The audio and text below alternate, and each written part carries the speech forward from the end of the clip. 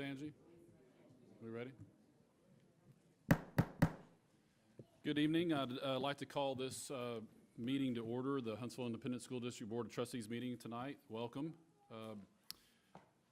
Would like to say that we do have a quorum. We do have one member absent for a trip. Ms. Owens is not here. Ms. Angie? Dr. Shepard, has public notice of this meeting been given in accordance with the provision of section 551.002 of the Texas Government Code? Yes. Thank you. We will have our opening exercises. We don't have our children here tonight, but Vice President Stout's going to say the prayer, and then we'll have the pledges after that. Father, we thank you for today. Father, we thank you as you make this school year one of the best we've ever had. Father, we ask that you touch each and every student, faculty, parent, and just make them have a success story this year, Father. And we thank you for everything that you do for us. In Jesus' name, amen.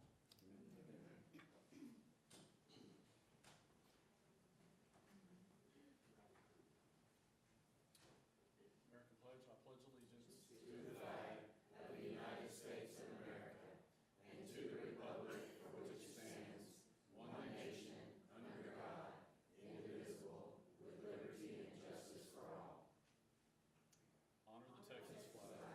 I pledge allegiance to thee, Texas, one state, under God, one and indivisible.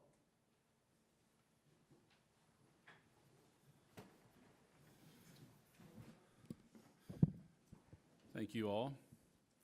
Next section is Board of Trustee comments. Members, do we have any comments?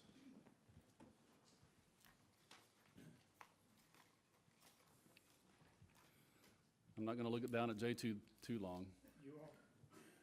You want me to talk? I didn't say that. Moving on. All right. All right. Dr. Shepard, Superintendent comments. Yes, sir. I'd like to first start by congratulating all of our high school military band students who participated in the TMEA Region Jazz Audition last Saturday at Klein Forest High School, earning a chair in this distinguished group. David Guerrero made second chair alto sax and is an area qualifier. Isaac Hamantre, first chair tenor sax, area qualifier. Alfred Oladelli, fourth chair trumpet, area qualifier. A.J. Wheeler, first chair trombone, area qualifier. Khalil Farr, first chair guitar, area qualifier. Landon Birmingham, first chair drum kit, area qualifier. And if you know very much about jazz band, you know that's not a huge group. And for us to have 6 students from our high school go in there and qualify for area level, which means they're going on to the next round, that's a pretty substantial accomplishment for that group. Adding to our music cheer here is that after a very competitive process and 2 rounds of auditions, Huntsville High School student David Guerrero earned a spot with the Jazz Houston Youth Orchestra. The orchestra is comprised of some of the best youth musicians in the greater Houston area. One of their major performances will be in Houston at the Hobby Center, opening for the legendary trumpet player Wynton Marsalis in November. We are hornet proud of David for his accomplishments and for representing our district with pride. Have you been to the Paul Bowen Gym lately? Over the summer, the gym received a makeover, fresh paint, new scorer's table, new sound system, and coming soon, wall graphics. Come support our Lady Hornet volleyball team soon and take a look at the refreshed gym while you're there. Huntsville High School alumni Tavondre Sweat continues to give back to the Huntsville community. With the help of his mom and Coach Mabus, T arranged a surprise gift last week for players of his alma mater. The defensive linemen were thinking they were coming in to watch extra film, but the film was actually a recorded message from Tavondre sharing the surprise and wishing them luck. He was also on FaceTime, so we got to talk to him live over the phone. They turned around to find a pair of brand new Nike Jordan cleats for each of them to wear at games. Thanks, Tavondre, for giving back to the district that helped you find a success in life. Congratulations to Garrett Buchanan and A.J. Wheeler, 2 Huntsville High School seniors that were recently named Big Blue Ambassadors. These 2 students were chosen by the College Board for their leadership and communication skills and will work to help their fellow students navigate the college admission process. congratulations to these two students. That's my report. Sting 'em Hornets. Thank you, Dr. Shepard. It's great to see Devondre giving back like that. That was a neat video to watch. Matthew, I think we have your digital report coming up. I'm not so sure about that. Uh-oh, you must be in it. Yeah. I'm positive that we're in for a treat tonight. Good evening, President Holland, Board of Trustees, and Dr. Shepard.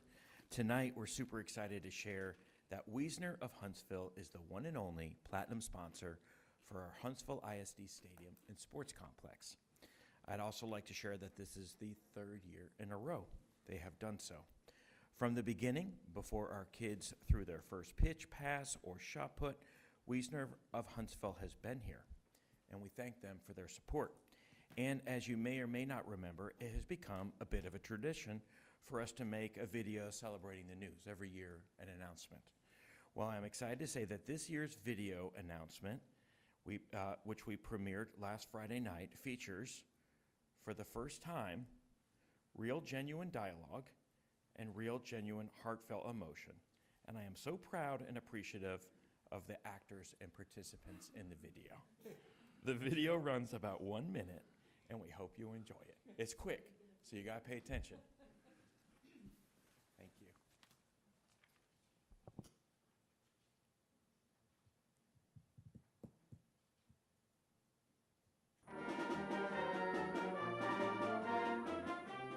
Hey, Clint, did you find the seats okay? Yeah, I did. Wasn't too hard at all. Stadium's outstanding.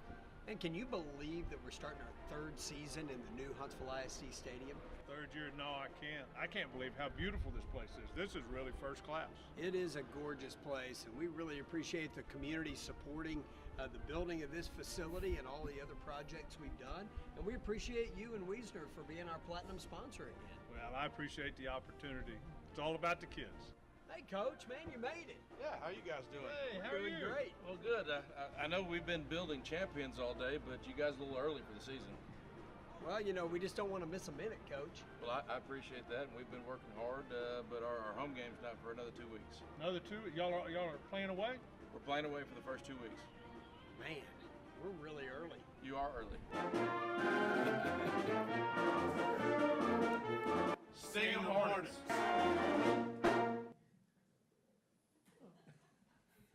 Ridiculous. Well, we do appreciate Clint and Wiesner and all their support, and whenever something's needed, they're always around, so thank you for that. You have any comments there? No, sir. Okay. All right. Not going to get nominated for an award on that one? Probably not Okay. getting All an right. award. Clint should, me not so much. I like the coach's look. What are y'all doing up there? All right, thank you for that. Miss Angie, do we have any public comment for tonight? Okay.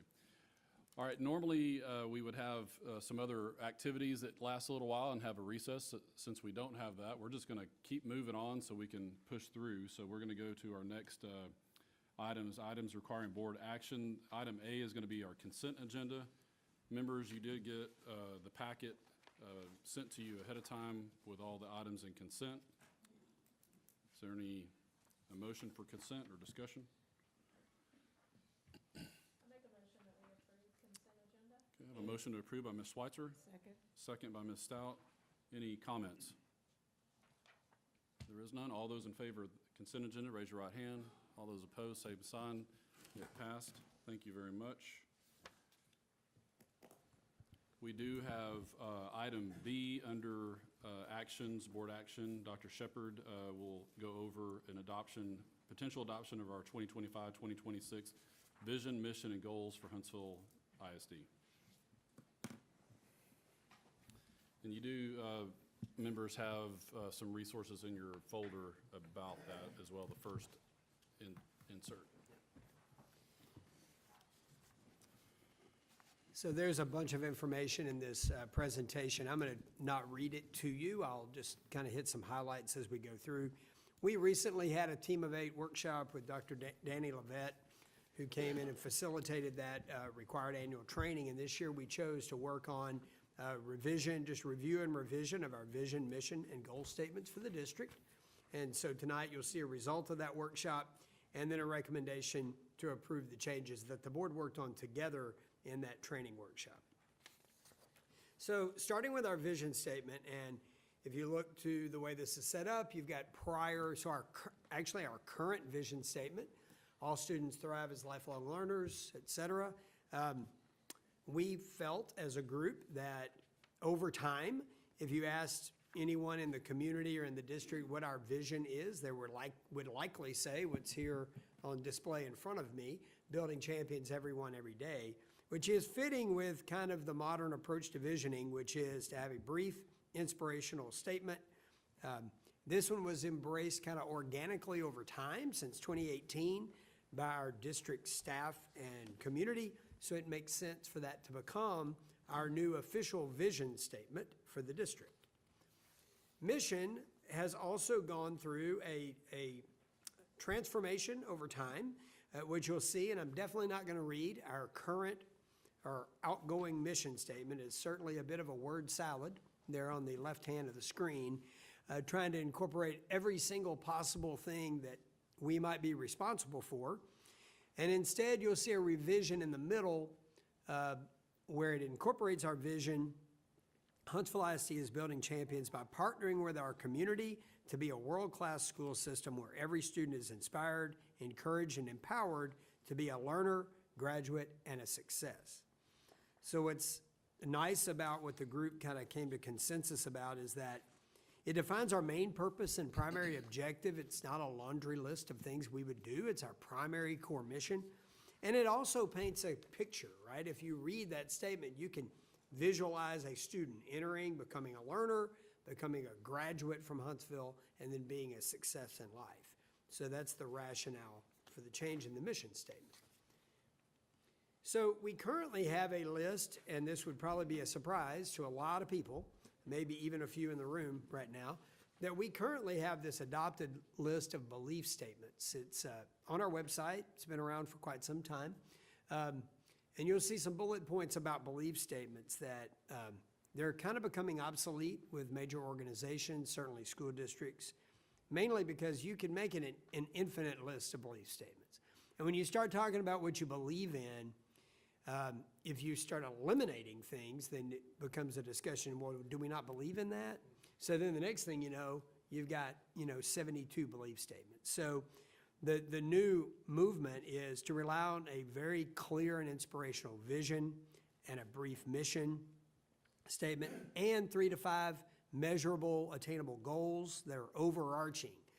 That if you do that correctly, the beliefs of the organization are implied by those statements and by our action.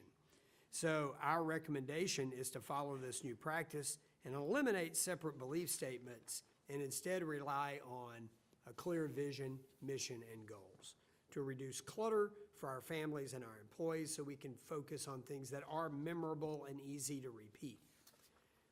So then we get into goals, and what I've done with these slides, the first one is our academic performance goals.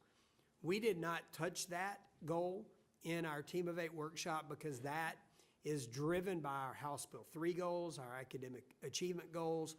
Those are a part of their own process of development, and we have those developed goals and objectives, and they are current and up to date. So we chose to leave Goal 1 alone.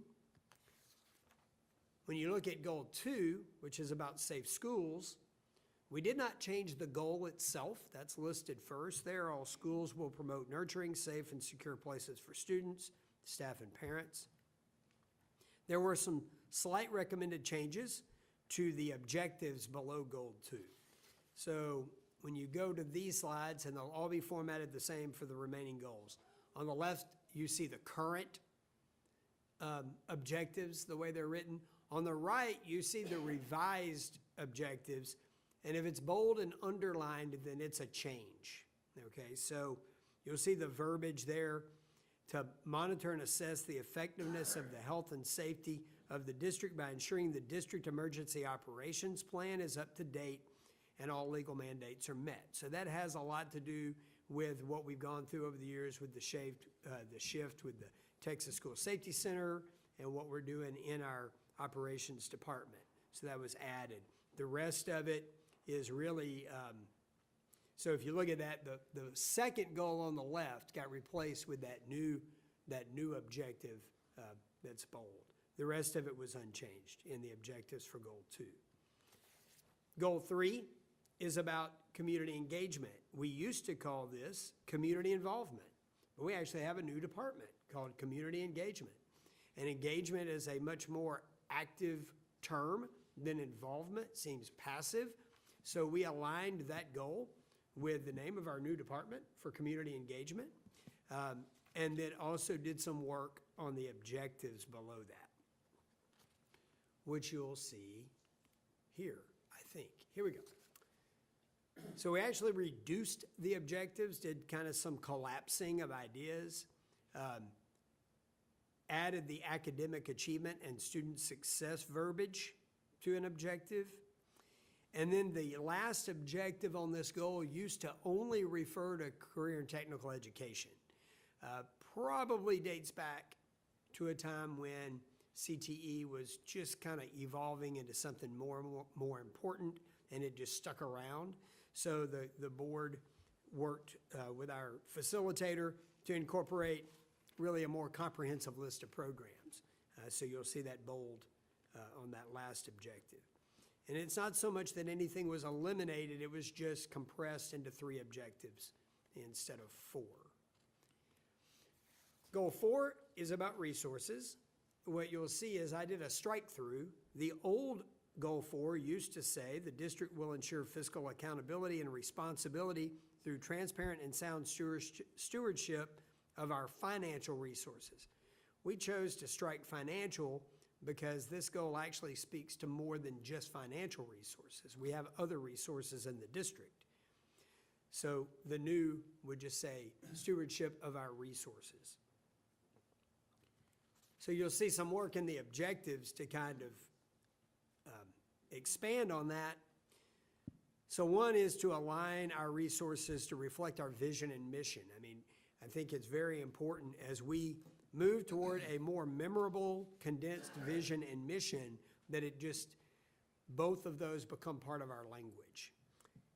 And then you'll see the second objective, which talks about our long-range facilities plan as part of our resources, because we spent a lot of time developing that. And we've used that since we passed the bond in 2021 to continue to improve our facilities and resources. So those are the main changes to Goal 4. So Goal 5, we did not change the actual goal itself. No, I'm sorry, we did. We totally changed it. So the old one was, the district will retain and recruit qualified staff that will maintain standards that foster student success. The new one, the district will recruit and retain exceptional staff. So it's quite a different bar for the goal, and we added recruitment as part of that as well, to inspire, encourage, and empower student academic and social success. So you can see that ties back to the mission as well. So it was a nice way to bridge those guiding statements. We also had some required edits to the objectives as a result of the rewrite of the goal. You can see it's simplified in that we went from 3 to 2, added the term recruit in front of the hire and retain piece, and then implement and monitor a high-quality plan is also a pretty decent shift in language about what we'll do to support and train our personnel, not just teachers, but all staff through this goal and objectives. With that, I'm coming to a close with a recommendation after a very productive Team of 8 workshop to review and update our guiding statements. Administration recommends the Board of Trustees officially adopt our newly revised vision and mission statements, eliminate separate belief statements, and adopt the revised district goals and objectives as presented. With that, I'll open it up for any questions or comments from the board and turn it over for action. Okay. Well, members, it did come as a recommendation from administration, so we can make a motion for that and then have a discussion after the motion. I make a motion that we consider and adopt the 2025-2026 vision, mission, and goals for Huntsville ISD. Okay, a motion to adopt by Ms. Swatcher. Have a second by Mr. Hendrick. Discussion. Yeah, we're going way out on a limb now. We're, I know I probably should just be quiet. I got one more board meeting, but y'all gonna deal with me past that too, so. Is it just one more? Yeah, unless superintendent calls something special for us to come vote on. When we put this out, and it was a great workshop, this board is a real team. We've got an amazing board, amazing. And when we put this out, I've thought about this a lot. You know, you start with something, building champions every day. You know, what always comes to your mind is football. Okay, it's no way, I know we got all kinds of people out there, but it's, in Texas, it's about football. We have gone out on this limb as a board, and I challenge everybody. I guess everybody, most everybody in here is either an employee or been employed or going to be employed or whatever, but what I'm asking y'all and the rest of the people that work for this district, if this board and this superintendent is not building champions in every program in this school district, call them out. I don't think this board will fire you if you call us out for not doing what we say we're doing, okay? It's time not to tuck your head down and say, oh, they gave me a heck of a pay raise this time. Yeah, we gave you a heck of a pay raise because you're great people, you're gonna do a great job, and you're gonna build champions in this district. That's what it's about.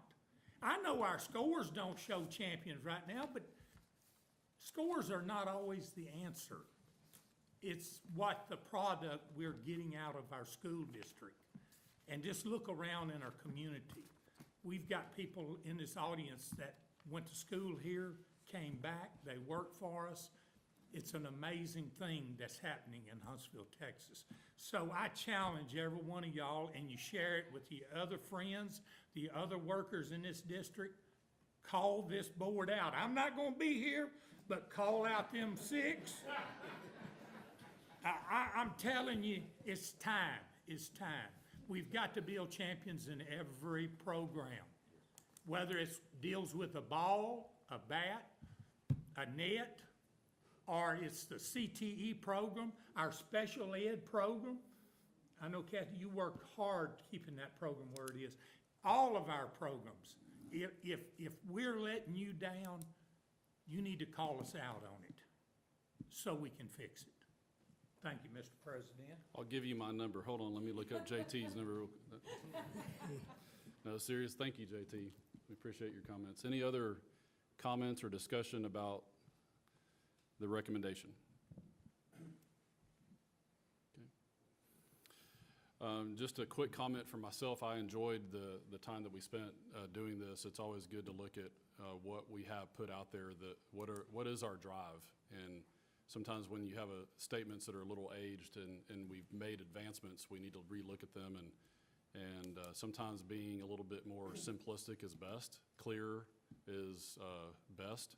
And I hope that's what this product is. So I'm very thankful for the process and hope that it could be statements that can drive us forward for years to come.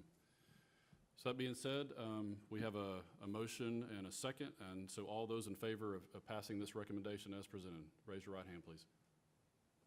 All those opposed, and none. It does pass. Thank you so much. All right, we're going to move into our next section. We have the first reports and discussions. The first several of them are written only, but item F, we do have a Diamond Communication presentation here tonight. We have a Dale Shoemaker and Rich Vela. Dale is from Diamond and had the pleasure of sitting in a couple presentations with him at TASB conferences, and then Rich Vela here from TASB as well. Thank you, gentlemen. Thank you, board directors. Appreciate y'all letting us be here tonight. It's an honor to be here in Huntsville. I'm actually homegrown around this area. My parents were educated for 30 years, so I've listened to all the comments and all the goals, and I'd love to hear every one of them. Just to let you know, I'm a sales and marketing director for TASB. As a consultant there, and we work with Diamond Communications, and we're here tonight to present to you a presentation on wireless connectivity, and what it's about is to give the district some opportunities to look at with regards to bandwidth with your cellular options, and also to possibly generate revenue for the district. So at this point, I'm going to introduce Mr. Dale Shoemaker with Diamond Controls, and he'll give us your presentation. Thank you, Rich. Thank you, board, for allowing us to be here today. I know your time is super valuable and you've got a lot of important things to talk about, so I'll try to be brief, but I do want to answer any questions that you might have. Let's see if I can word this. Again, my name's Dale Shoemaker. I have been doing this for about 28 years, working with the cellular carriers, AT&T, T-Mobile, and Verizon across the great state of Texas to improve their networks and to allow us all to use these magical devices called cell phones for better or worse, but a lot of times that is better in the terms of connectivity.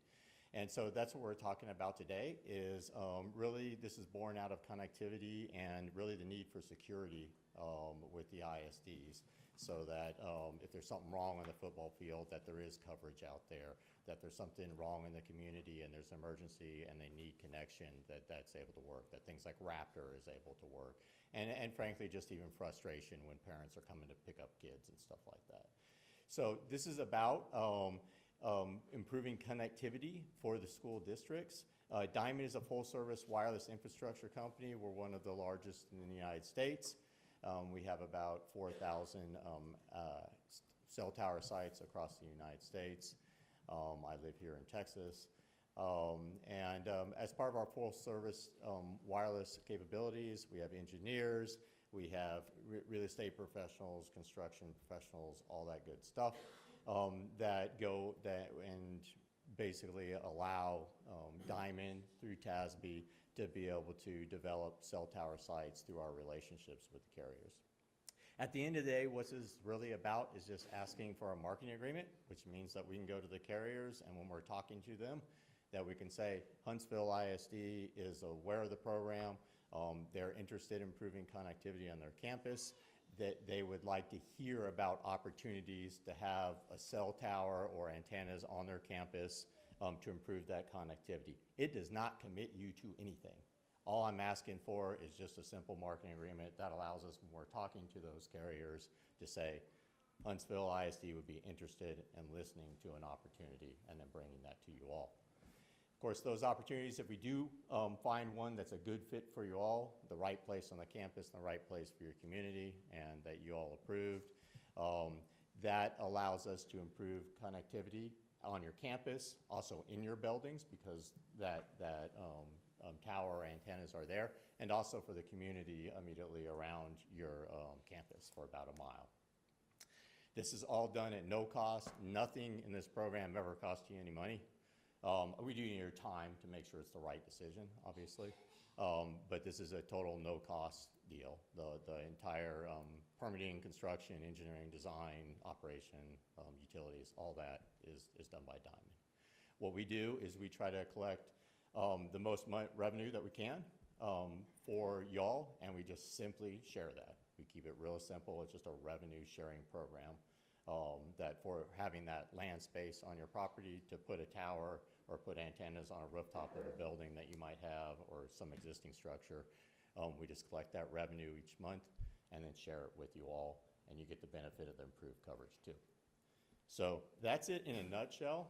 I've got a few examples here in your packet. I'm not going to go through these in detail. It's a little bit about Diamond. The short is TASB put us through like a 2-year interview process, longest interview process we've ever been through to make sure that we were a good fit, and so far it's been great. This is some information in your packet that's specific to your school district. This is about the coverage. The bigger the negative number, the worse the coverage. And so basically when you look at this, to translate it to your phone in the real world, if you're 5 bars or 4 bars, whatever's the max on your phone, that would be about neg 85. It works backwards, so the worst coverage where you're going from 1 bar to no bars, that happens at about neg 100 to 105. So you see some numbers up there that are kind of over that. And those are areas where the tools that we have are saying you have poor coverage there, and the carriers would consider that unreliable, and therefore would be interested probably in improving their network by using your property. These are just heat maps. I love these, they're super simple. Green and yellow is good, red and orange is bad. If there's no color there, that's simply because nobody was out there on their phone playing Candy Crush or calling somebody out in the middle of the field to get enough data to tell what coverage it has. This is specific to T-Mobile. This is specific to Verizon. This is specific to AT&T. These are some examples of towers. The one on the left is a typical monopole. This would probably be what we're looking to do. It's 100 to 150 feet, and we need about 50 feet by 50 feet underneath that to put some equipment. As you see, as you go across there, we can get creative with stadium lights. We can even enclose things that look like a clock tower or put in giant fake Christmas trees, which actually would look pretty good around here. You guys have some good trees. We can hide those pretty well around here. We've done that in the woodlands and other places like that. This is the revenue sharing thing. Basically, if you go in an existing structure, you get most of the revenue, 75% of whatever we collect. We'd be totally open book about all that. If we end up having to build something, again, we pay for everything. It kind of shifts a little bit. 30% for the first and second carrier that goes on that tower. We'd want to get all the carriers on the tower. And then if we got a third or a fourth carrier, then that jumps up to 40%. This all works because the carriers decide to spend money at the end of the day improving coverage in your district. That's our job, is to try to raise a hand and say, hey, the folks out at Huntsville ISD, they really like to hear about this and bring you those opportunities. And like I said before, having a tower nearby improves indoor connectivity too. I know that's an issue for a lot of schools all the way across Texas. We've talked to about 270 of them, so that's why I can say that with pretty good authority. And just if you're asking, we have this similar agreement now with about 60 schools across Texas. And this is the last slide. All the information is in there. Again, at the end of the day, all we're asking for is a simple marketing agreement. The commitment on your part beyond that is pretty low. But it does help us, as we're talking to the carriers, say that you understand the program and we know who to talk to at the ISD. Is there any questions? Mr. President, Mr. Langley. we stepped through your presentation Thank you. back a while, and our president was really interested in this, and seeing the numbers, can we go ahead and get 3 of them? We would love to do that for y'all. Is the contract for 10 years? The marketing agreement that I'm talking about is for 5 years. It's exclusive marketing contract for us to market your towers or market your properties. Honestly, if we haven't brought you any good in 3 years, you can tear it up. Honestly, if you decide to change the list at the end of it that says all the properties that we're marketing to like 0, then you've effectively nullified the contract. So, I mean, it's a pretty low commitment there, but it does say that we've had this conversation, you guys understand what this is about, and that we're out there, saying, what about this ISD? Yeah. When we look at the heat maps, I was set in on the Zoom call, so I had looking at those heat maps, it looks like there's several areas in the district that could be potential sites for towers. It looks like the high school definitely would be a big win automatically, but maybe 1 or 2 more around the district potentially. Yes, sir. And then obviously, like to Mr. Langley's point, hopefully getting at least 3 providers on the tower would be the most optimal from that standpoint. What do you think in your mind, I mean, just kind of what would be the success ratio of getting three of those providers on one tower or potentially two or three. Yeah, I mean, once you get an anchor tenant, and we would not build a structure without having an anchor tenant, basically one carrier on that tower. The success rate is pretty good. The carriers want to keep up with each other, so they don't want to allow one carrier to have better coverage in an area because people switch that live in that area over to the other carrier. And so we're pretty good about getting a second, and then the goal is to certainly get a third too, with all of that. Yeah. And I know this is just agreeing to market it, but if we move forward and things start happening with, you're gonna work with, the city and obviously be sensitive to where towers are at. If it's around residential, I know that there's concerns with it, towers being right around residential areas and things like that. So that due diligence would happen and through the city. Absolutely. We have to go Process. through all of those things, and frankly, it's on your property, so if you don't think it's a good fit for whatever reason, it's not a good fit for us either. So that would shut it down real quick. Any other questions, comments? This is not an actionable item, just information only, Just but we information. appreciate you coming and sharing that with us, and I'm excited to hopefully get 2 or 3 towers to help out this Thank you very much for your situation. time. If you have Yep. any questions, please follow up with me. Thank you. All right. Next up, we have Mrs. Christy Cross for the 24-25 Huntsville ISD Program Evaluation for Gifted and Talented Program. Mrs. Cross. Good evening, And you have a President. guest. Yes. Good evening, President Holland, Board, Dr. Shepard. I am, just like President Holland said, going to deliver the Gifted and Talented Program Evaluation for the 24-25 school year. I have with me today Ms. Sarah Mallory, our district GT specialist, and she is here to help us answer any questions that you may have about last year. Currently, we have about 5% of our students are gifted and talented enrolled in our district. It is a slight decrease among our 2 or more races, our Asian, Black, and Hispanic by a few students. And then our white enrollment has increased significantly last year. We're hoping to even double these numbers this year. Here is a different view. It gives you kind of a long range from 2023, 24, and 25. It's overall, it's about 0.07 students less than the 24 school year. And then next, we'll talk about our STAR performance levels for our GT students. Across the board, from 3rd through 8th grade in reading language arts, we saw increases in the meets and masters in 2025 over 2024, except for, except for 5th grade reading language arts. I'm sorry, it's a little light colored, so it's hard for me to see. But the rest of the grade levels, 3rd through 8th, saw increases, some more significant than others.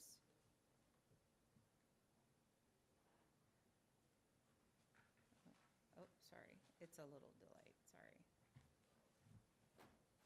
For our math, grades 3rd through 8th, also saw significant increases in all grade levels except for 8th grade math. There was not a single mastery student in 8th grade math that year. For GT Social Studies and Science, significant increases in 8th grade U.S. History, 8th grade Science. We did see a decrease in the 2025 5th grade Science STAR results in meets and mastery. And for end of course, we saw significant increases in meets and mastery in English 2, 1, Biology, Algebra 1. U.S. History showed a slight decrease in the mastery, but showed increases in the meets.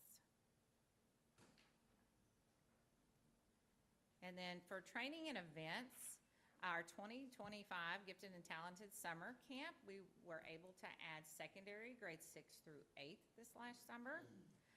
For elementary, 1 through 5, Out of 69 registered students, 59 were able to attend this summer. For secondary, 67 students were invited overall, and 30 students were able to attend. I think that's a great number, a little less than 50% for a first-year attempt. We hope to see that number increase this summer. For GT, required training for all new teachers to the district is 30-hour initial course. And then for every teacher after that serves our GT students, the annual 6-hour update is required. All administrators and counselors will receive an annual 6-hour update through Region 6, and new to the district administrators and counselors will also receive a 6-hour training through Region 6. It's more of an introductory training, and then they receive their updates year after year.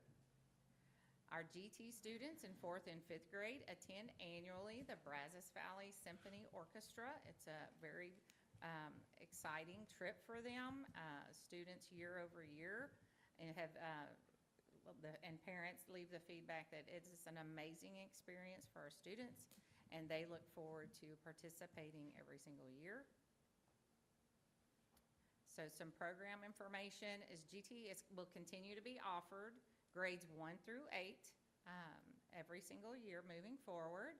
We have updated, based on the feedback from our community and parents, the referral window.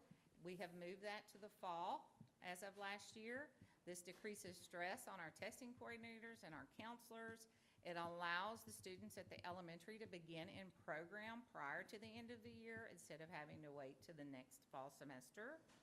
We will continue to gather input year over year. We will do it once in the fall and once in the spring from our community and parents on how we may improve our GT services. We meet in a GT advisory committee once a semester that is comprised of district professionals, parents, teachers, and instructional assistants, as well as our principals. Our gifted and talented specialist continues to focus on Tier 1 instruction for classroom teachers. She has established a schedule where she can push into their weekly PLC meetings, as well as be intentional about setting up coaching cycles to focus on extensions and enrichment based on the recommendation from the teacher survey. And she will also provide the targeted training and further supports needed to increase our achievement, particularly in the mastery level for our STAR grades. Partnership with the Faith Lutheran School that started in 2024 to identify 4th grade students. We are very happy that we continue to partner with the Faith Lutheran School. Those students began services last year, and we hope to continue to enroll more students from there this current school year as well. And that is our program report. Are there any questions that we may answer for you at this time? I have a question, Ms. Cross. Yes, ma'am. Just out of curiosity, the 4th and 5th graders go to the Brazos Valley Symphony ma'am. Orchestra. Do you track to see how many of those students actually join the band? Actually join the band? I do not know, but that's a really good idea. Because it's such an experience and Right. encourages them. Or even to see if they join the band even in the junior high. I see what you're saying. So no, but we certainly could do that. Okay, thank you. And look for you. Miss Mallory, I bet could help us with that as Okay, well. thanks. So that's a good question. Are there any other questions? Ms. Cross, on some of the decreases that we see, and I think you mentioned it, called it out on the 5th grade, but on the second chart where you're showing the individual campuses, on the elementaries kind of going down a little bit, obviously grade realignment happened last year. Can you speak to how grade realignment could have, or did it have an impact or not? Well, we did see a decrease in 5th grade science this year. Whether the alignment truly had the impact on just our GT students, I could not say. What does typically happen is we identify our gifted students. They may not be gifted in every area. So where you see increases in maybe reading and or math, you may see a decrease in science. They may not be gifted in every area. It's So not a then at that linear point- pathway No, sir. with those kind No, of things, sir. right? It's really Yeah. interesting. You think if they're GT that they're just going to be successful in all areas, but not necessarily the case. So I really could not speculate that that be the case. Okay. But we did overall see a decrease in our fifth grade science. Any other questions for Ms. Cross or Ms. Mallory? Thank you very much for the presentation. Next up, Mrs. Turner, we're going to have the accountability results for 23, 24, and 25.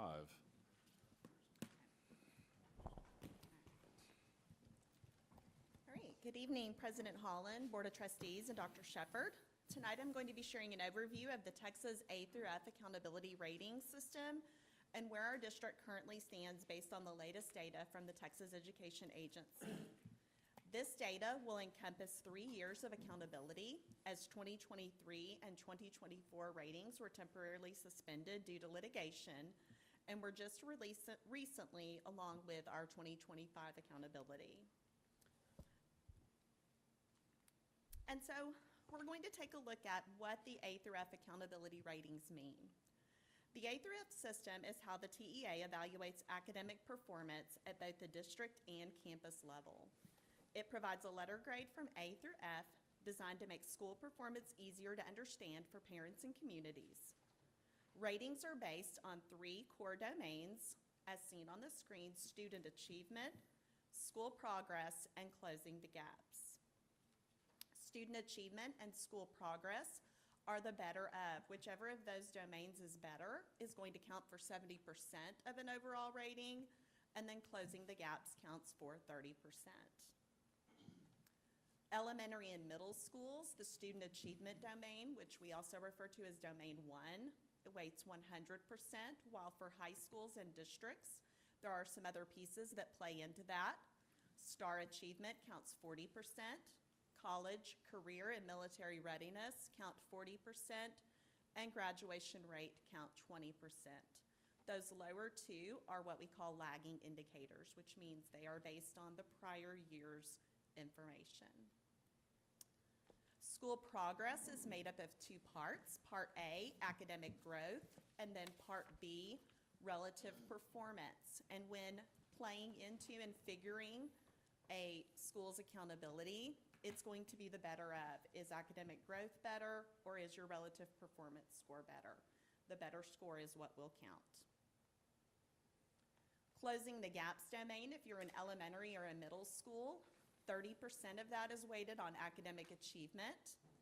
50% is growth. So you see how many times that growth comes back to play in this process as we're figuring out a score. English language proficiency counts 10%, and the student achievement domain is also 10%. That's the STAR component only. High schools, again, have a little bit different figure. They have some different things playing into that as well as the district. Academic achievement is 50%. Federal graduation status is 10%. English language proficiency is 10%. And then we see again college, career, and military readiness coming back at 30%. So we're going to start and first look at our 2023 accountability ratings. Huntsville ISD overall received a rating of a C from the TEA. We had many academic distinction designations, as you can see that school year. Mance Park, top 25% comparative academic growth. Samuel Walker had academic achievement in reading language arts. Scott Johnson had a distinction for top 25% comparative closing the gaps. Topps High School had several distinctions in all of those core subjects, as well as top 25% closing the gaps. And Topps Middle School also received a distinction for closing the gaps. In 2024, our district rating was a C with the campuses below. We also received academic distinction designations for Topps High School in reading language arts, math, and science, as well as Mance Park receiving top 25% comparative academic growth. Our district rating for 2025 is a D with the campuses below. We did receive academic distinction designations in reading language arts, math, and science, again for Topps High School, and Mance Park for top 25% comparative academic growth. So that concludes the overview of our accountability results. I want to thank you for your ongoing support and commitment to the success of our students and schools. Are there any questions at this time over our state accountability ratings? Members, any questions? Dr. Shepard? I have a couple of questions, clarifications, Amy, and you may know off the top of your head. So the district rating of a D was a 69, is that correct? Was that the mathematical, how did it turn out? It turned out, I believe, at a 68. Okay. And then were any of the campus ratings forced Ds or Fs in the accountability system? So in other words, mathematically would have been actually scored higher, but because of some of the rules written into that simple letter grade system that's that thick, then you can score a certain rating and then be forced to a lower rating because of a technicality. Can you explain if any of our campuses fall in that category? I can. So Huntsville High School is a D, they're a 69, and they're what's considered that forced D that Dr. Shepard referenced. And when 3 of your 4 domains fall in the D range, you cannot be a C, even if mathematically, when you do the math, that's how you come out. They take your C, they cross it out, and the highest you can get is a 69, which is a D. Right. And then we have Samuel Walker Houston Elementary in a similar spot. They are a forced F, so they're a 59. And it's because 3 of their 4 domains are an F, and when 3 of your 4 domains are an F, you cannot be a D or higher, no matter how mathematically you come out. They cross it out, and the highest you can become is a 59. Thank you.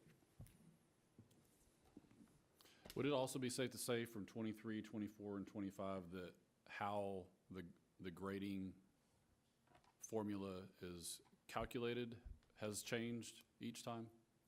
I don't know necessarily that the formula has changed. Some of the cut scores have changed, and so that does play into the formula in part. So yes, there have been some slight changes. We'll see the next big overall changes coming in 2027, 2028 with 28 accountability. So this system will hold until then. They've promised no changes, but I think there are always some slight mathematical changes that do happen. Members, any other comments, questions? Thank you very much.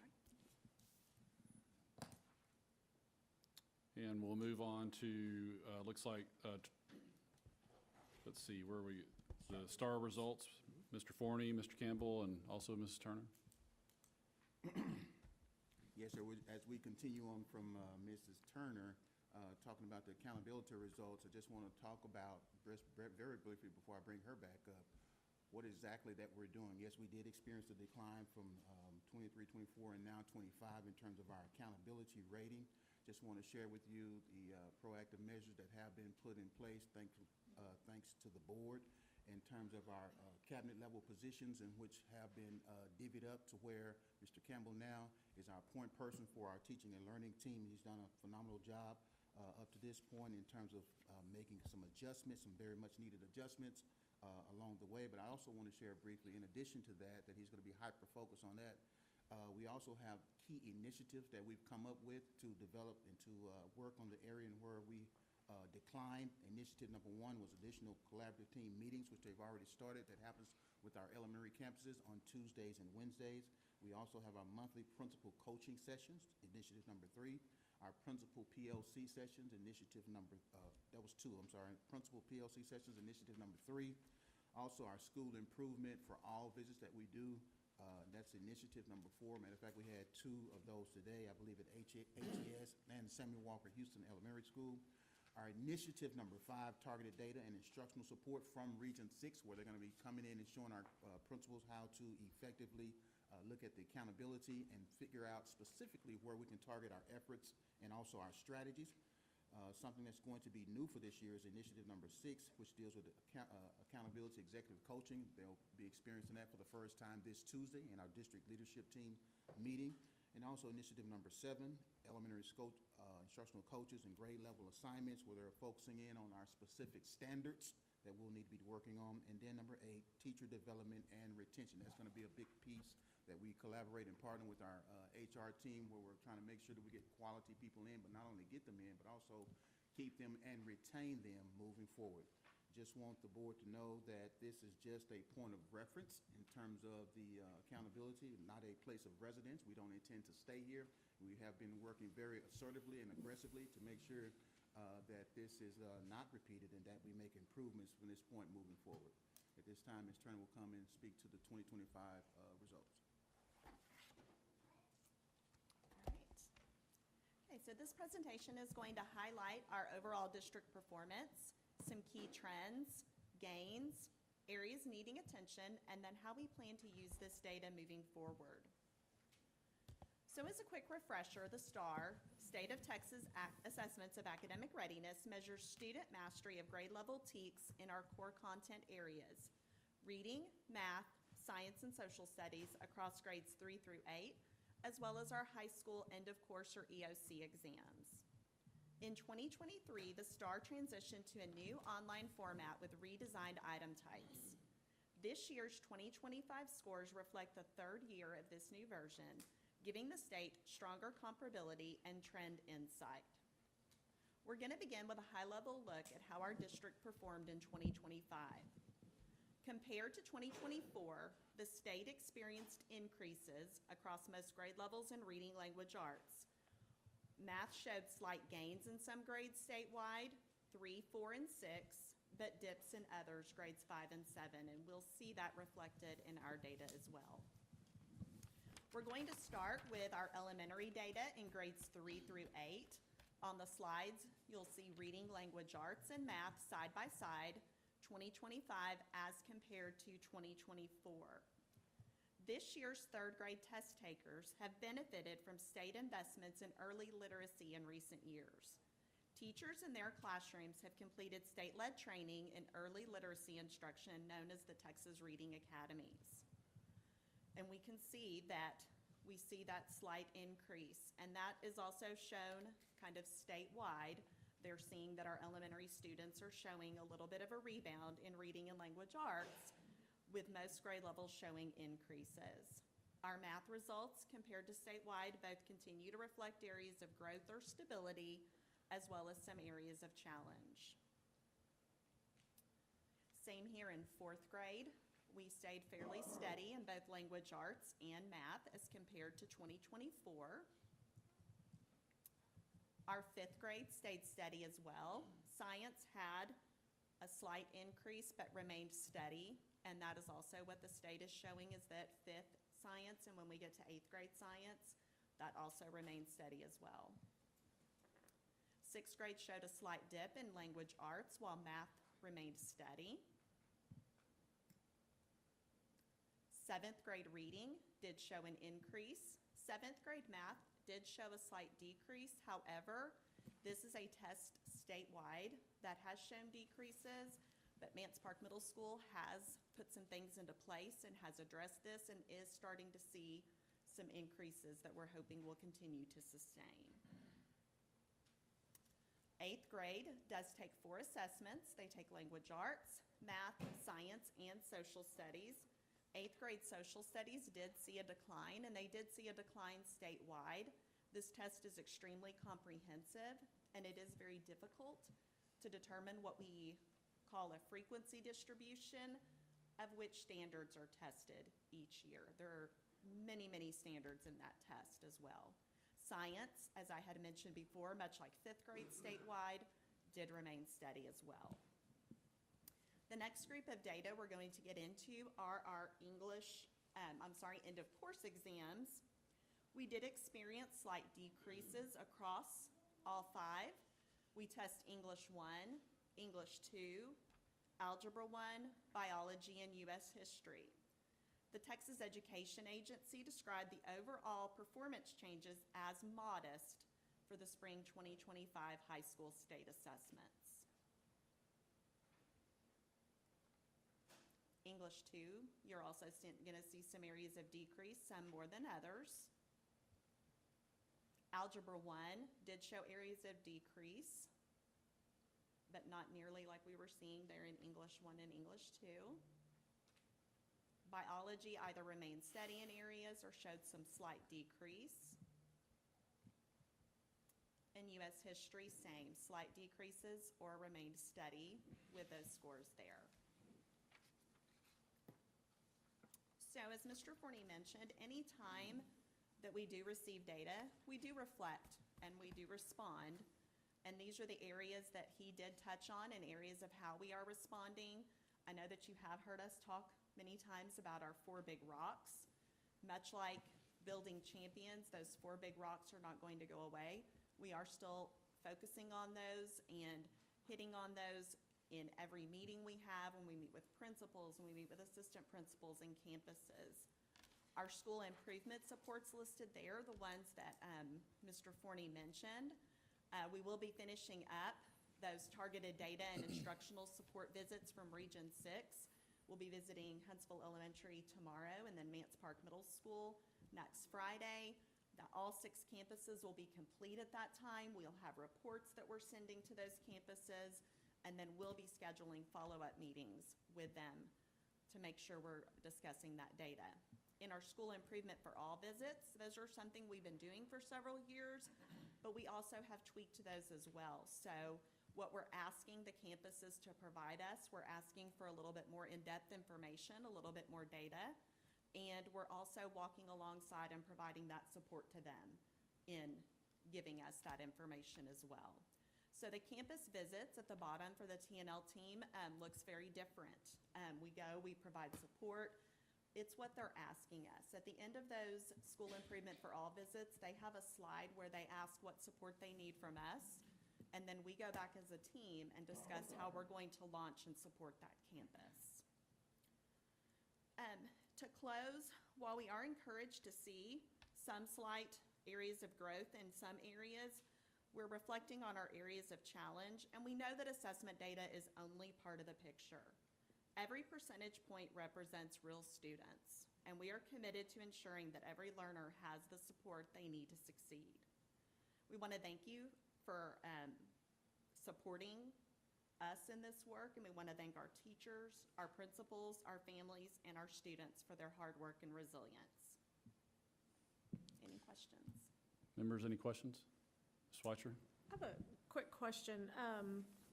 Do we have standard curriculum, or is each teacher responsible for developing their own lesson plans and curriculum? And Each teacher works together to develop lesson plans, but it's based on a scope and sequence and a pacing guide that is given to them by the district based on state standards. and they're aligned vertically, Yes. and they're also aligned horizontally across the schools? Yes, and that's, Okay. when we talk about that additional collaborative team meeting time, that's time for those teams to sit down together and do that work to ensure that their lessons are aligned, their instruction is aligned.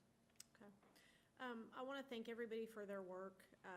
You know, I'll just go out on a limb and say my math grades weren't very good, and I was excited to get a D back in the day. Y'all are laughing, it's really true. But grades don't always reflect everything, so we understand that, and I know for me personally, I just look forward to see what y'all are gonna do, and how we're gonna reflect back on this year and see growth of our students. We understand the hours and the blood, the sweat, and the tears that goes into everything that you all do, and we do appreciate that, so thank you. Comments? Thank you very much. Appreciate your time. I have one. Yes, sir. Oh, sorry. You know, we talk about building champions, and that's built on the 5 ways champions think differently. And one of the ways is that champions don't forget to celebrate small wins. And, you know, when you look at data like that, and behind closed doors, we spend 99.9% of our time focusing on the growth areas and the things that we are not as proud of and that we need to correct. In the midst of all that, and Amy did a great job of mentioning this, and I think it bears repeating, you know, that there are some bright spots in there too. And, you know, when you look at U.S. history with all your different student populations ranging from 84 to 92% success rate and 90% when you look at the all-student group. In biology, 76 to 95% amongst the different student pops and 87% for all students being successful. you can't forget to mention those areas too. And that's, you know, that's also a difficult bar to pass, and we're doing really well in those areas. So I just wanted to point that out. Thank you. Would like to make a comment before we move on. Mr. Forney, Mr. Campbell, Ms. Turner, I think Mrs. Cross, Ms. Thomas, Dr. Johnson were all in the sessions that you provided for us. I know that you had to do multiple sessions, so we would not have a quorum, so thank you for taking your valuable time to help take us through this detailed and allow us to ask questions, and I really appreciate that. That was very informative, and I made some comments in that session with you all that the work that you're doing, you know, sometimes we get grades that we don't even agree with, and I'll leave it at that, but the work that's happening with all of the staff, all of the campuses, the leadership that we have is being done at a high level. And so I don't want you to hear from me personally, and hopefully the rest of the board, that we don't, that's not blind on us. And want to encourage you to not be deflated by this, but to keep pushing forward with what we're doing. I'm very excited about what's to come, and the team that we have put in place, especially with spreading out some of the administrative roles like we've talked about. But looking forward to what, you know, you all are going to do and how we can support you in doing that. So thank you. I'd like to say Yes, sir. one thing. Y'all are a great example tonight of exactly what I was talking about, laying it out on the table. You brought it to the board. You brought it to the superintendent. We've got problems in this district. When you looked at those scores, we've got problems. Y'all are working with our people. Y'all working to make the team better. Y'all are working to draw everybody into this thing to fix that. And the board's got to work with y'all to make sure it gets done. And I hope by this time next year, things will look a lot different. I think if we can't work as a team, then some things may have to be done. But thank y'all for at least bringing it to the table. You didn't put a smooth, pretty icing on top of it. We've got problems in this district. And we've struggled in this district because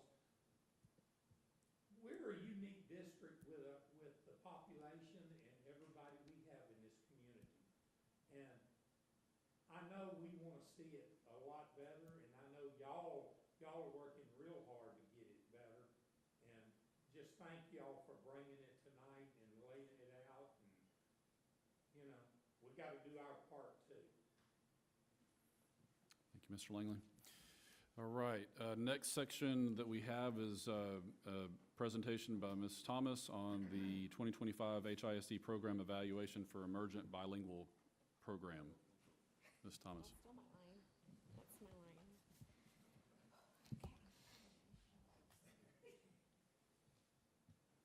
Okay.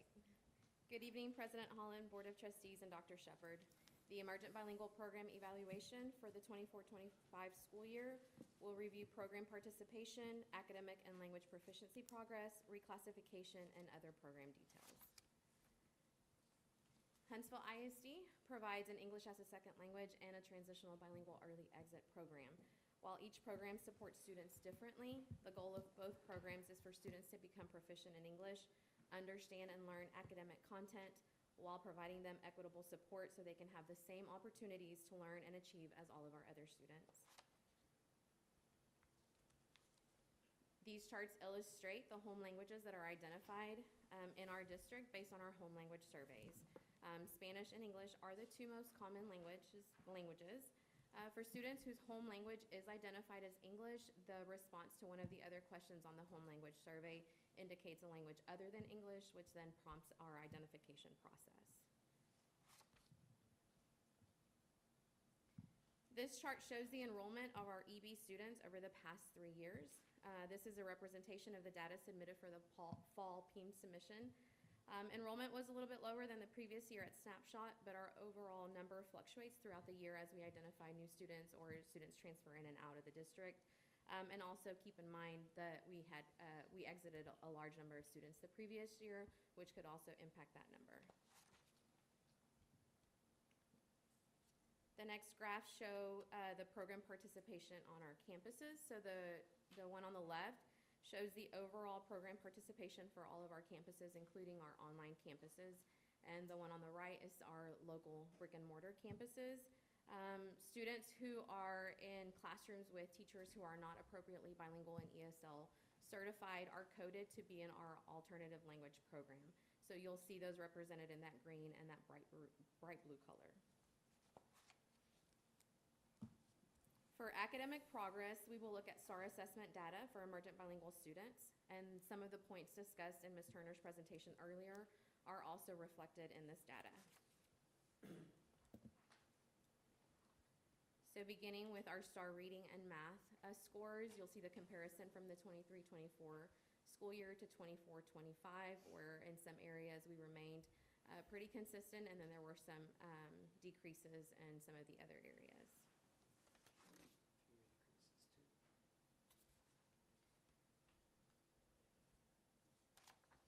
These are the results for social studies 8th grade, and then our science results for 5th and 8th grade.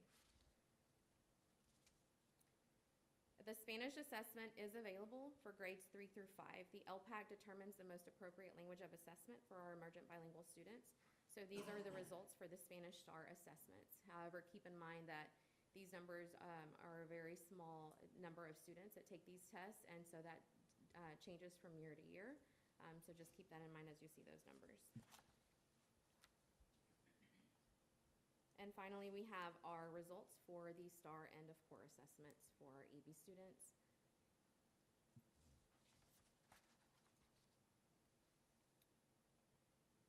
We also monitor academic achievement of students who have exited the program and are in our monitor year 1 and year 2 status. We want to ensure that our students are still being successful now that they've exited the program and are no longer receiving supports. So there you'll see the scores and then the number of students that fell into each one. Additionally, I like to monitor our former EB students. So these are students who exited, have been exited from the program for 5 years or more. And so again, to ensure that they're being successful, and so you can see that indicated in this chart. Our next few slides will show English proficiency progress data using TELPAS for students in kindergarten through 12th grade and our pre-loss for our pre-kindergarten students. When comparing the district's TELPAS composite rating data to the state's overall composite data, we observe that our results are closely aligned.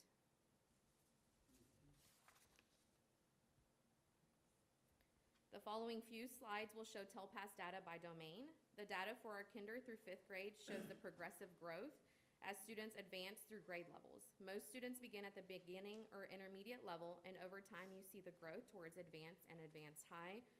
And note that writing develops more slowly than listening and reading.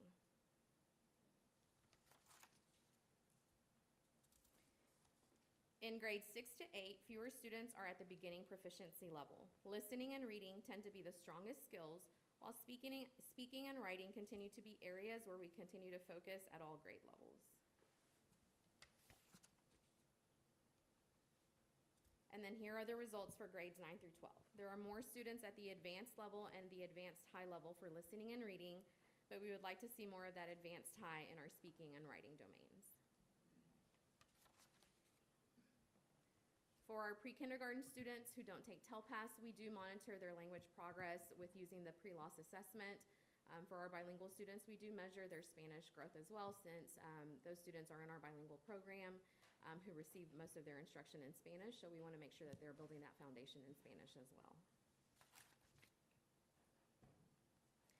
Next, we'll look at reclassification data. So at the end of each year, the LPAC meets to review our student data and determine which students have met the state-designated reclassification criteria. The committee then makes the recommendations for students to reclassify, and we wait for parent permission to exit the program. So I'm excited to share that while our numbers this past year were not as high as the 23-24 school year, the numbers are still pretty high. especially compared to the 22-23 school year when we only exited 26 students. So we want to continue to celebrate the students, the teachers, and the campus staff for all of their hard work. 148 students district-wide met reclassification criteria, and that is a huge win for our students.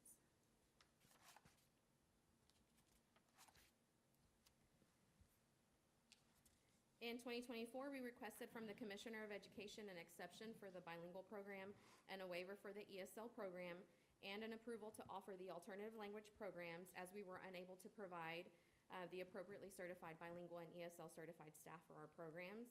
So in here you can see the number of teachers that were submitted in the request, the number of students that were impacted, but the additional steps also that we take to ensure that they have the support that they need.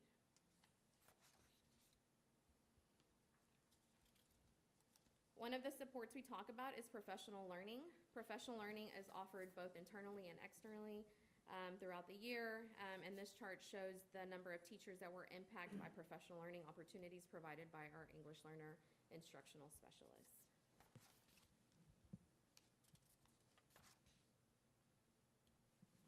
So now we'll just share a few of the great things that are happening. We continue to provide summer learning opportunities for our emergent bilingual students. We have our required summer school program. This past year, we also offered a special program for students in grades 2 through 5 who needed additional support with Spanish literacy skills. And then we have our EB summer camp.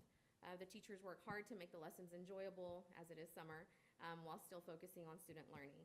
At EB summer camp this year, the students practiced English in the 4 domains. One of the rotations included practicing how to speak to different audiences appropriately and in complete sentences. While that might sound like something very small, we all know that as a society, right, communication skills have just decreased a little bit. So at the end of camp, they were able to celebrate with a special treat, but they had to apply their learning. So they had to go up to the snow cone truck and place their order themselves. And a huge shout out to Chill Out Shaved Ice. They were told what the purpose of the process was beforehand, and they were very patient with our students as the students came up and placed their order. We also celebrated our students who met reclassification criteria. Different campuses did different things. Mance Park celebrated with ice cream and nacho celebration, so that's one of the pictures you see there. Some of our other campuses celebrated with silent disco, so a special thank you to BJ McMichael, as always, for supporting us in our celebrations. So we continue working on strengthening our bilingual and ESL programs. We are focusing on developing academic language in all classrooms, supporting program implementation, and enhancing content-based language instruction. Ongoing efforts also include recruitment and certification support. I'm very grateful to our HR department and all the work that they do to try to get our student teachers to stay in the district. So I'm appreciative of that. As we move forward, our focus remains on ensuring every emergent bilingual student has the language support, academic opportunity, and equitable access needed to thrive and succeed in our schools. And achieving this takes all of us working together. So like Mr. Forney said, todos juntos. That is the conclusion of my presentation. Any questions? Thank you. Members, any questions? Thank you, Ms. Thomas. Appreciate it. Thank you for all the presentations. Members, next meeting notices, the next date that on your calendar, we do have the homecoming parade on September 24th. That is a Wednesday. So please make arrangements for that, and we'll sure get some information about who all is going to be on the fire truck. The next regular board meeting will be October 16th, and we will be moving into closed session. We do have several items in closed session, but nothing to report out on, so those of you that do not wish to stay can leave, and we will go into closed session. Thank you for being here, and it's 7:19 going into closed session.